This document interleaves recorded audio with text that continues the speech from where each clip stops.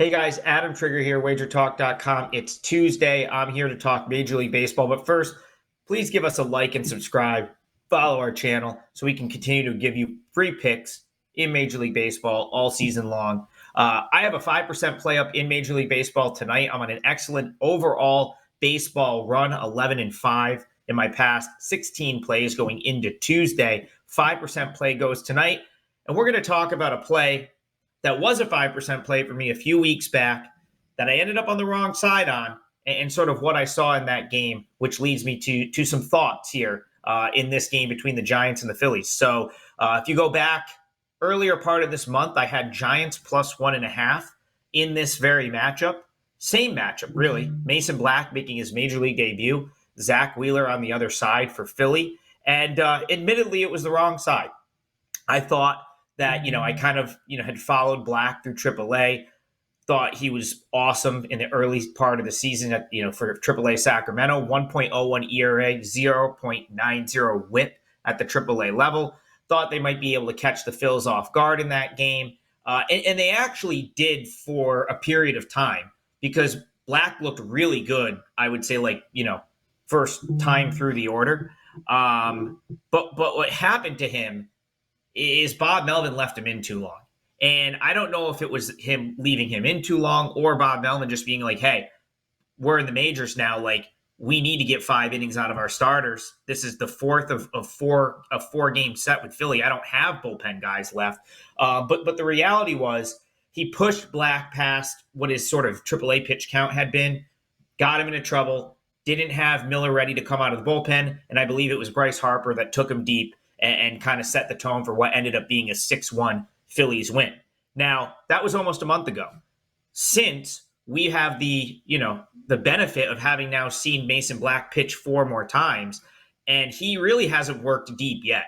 And he really hasn't been impressive yet. And it's starting to make me think that, the really good numbers in AAA were result of A, maybe a smaller sample size, B, maybe more of a controlled environment where he knew he was going to go 65, 70 pitches and come out. But, you look at the 2 starts after that for Mason Black, and it was 4 1/3 against the Reds, 3 innings against the Rockies. Neither were overly impressive. And then they brought him out of the bullpen, and he got touched up against the Pirates last week. So really not an impressive result yet for him at the big league level. I thought he would have been back to AAA. That's where I thought he was headed because I thought Spencer Howard was going to get the start in this game tonight. But now I'm seeing it's probably going to be Black, which sort of leads me to believe that this might be a sort of a co-start here for the two. It would make sense to let Mason Black go once through the order where he's been pretty good. You probably let him go once through, get to the 3rd inning, and then bring in Spencer Howard for the quote unquote start, right? Like he's also a starting pitcher. He's been down at AAA. He's probably a guy you've heard of because, he was a 2nd round pick for the Phillies. Believe he made it up to the big leagues in the pandemic year. Don't think he had a particularly good season that season. I know he was horrendous when he ended up on the Rangers. And even if you look at his numbers across the board, AAA or Major League the last 3 years, they have not been good. I've got a chance to watch him a couple times in Sacramento this year. He has not been good. ERA has been up there near 6. Opponents hitting 282 against him. I think he catches the eye sometimes of the if you watch him because he'll bang out like 6, 7 strikeouts and you'll be like, okay, that's impressive. But the other stuff doesn't add up, and his numbers the last 3 years just have not been good. So I don't see how that translates into success against this Phillies lineup, even if they're in a little bit of a hitting lull, which they've been, over the weekend. The Phillies have not lost 3 straight games all year, and they've got Zack Wheeler on the mound. 6-0, 2.27 ERA his last 7 starts. He seems to get better each time out. The velocity on his fastball has increased over that span. So, you've got Zack Wheeler, who's going to be a front runner for the NL Cy Young in a spot where his team needs a win, and his team has not lost 3 straight games all year against a Giants team that did exactly what I said they were going to do yesterday. Piggyback Blake Snell with the top relievers and made sure they won the game in this series. It was the most winnable game.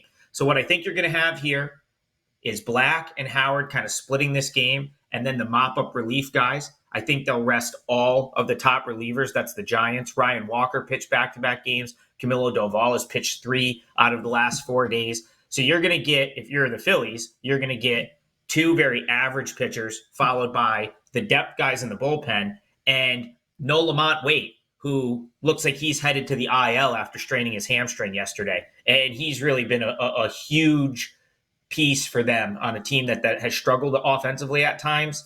Lamont Waite has been consistently good. So to not have him and have him headed likely to the IL, it is a huge blow that I think is a little bit understated. So I think this is going to be the reset game for the Giants. I think they have a better chance to win tomorrow's game. So if you're looking to bet this game, I think you have to lay the -1.5 run line with the Phillies. The reason being, I think there's a good chance that if the Phillies get a lead here, that this gets out of hand because of the way that the pitching sets up for the Giants, the fact that they have a couple of injuries. It really feels like the Giants might look at this and say, you know what? We got the first game in this series. We've got a nice chance to do it again tomorrow with Kyle Harrison on the mound. So let's make this sort of the white flag day, if you will. I'm not saying that they can't, Black and Howard can't be really good and they find themselves in the game. That's certainly possible. But I think if they find themselves trailing, which is, I would say, likely with Wheeler on the mound for the Phillies, it might be a case where you got a depth reliever in and suddenly Phillies put up a crooked number and you're sitting there looking at, similar to the first meeting when these two met, 6-1, 7-2 type game. You get the extra at bat. So you're -1.5. It's a road game. You're going to get all 9 at-bats out of the Phillies. -120 seems very fair there. Feels like a Phillies blowout to me. Again, like and subscribe on our channel so we can keep bringing you free Major League Baseball picks all season. I have a 5% MLB max bet tonight. Got a nice winner with the Giants in game 1 of this series yesterday. And I've got a 5%er I love on Tuesday night. So head on over to wt.buzz/AT. wagertalk.com and grab that pick, and let's keep cashing tickets.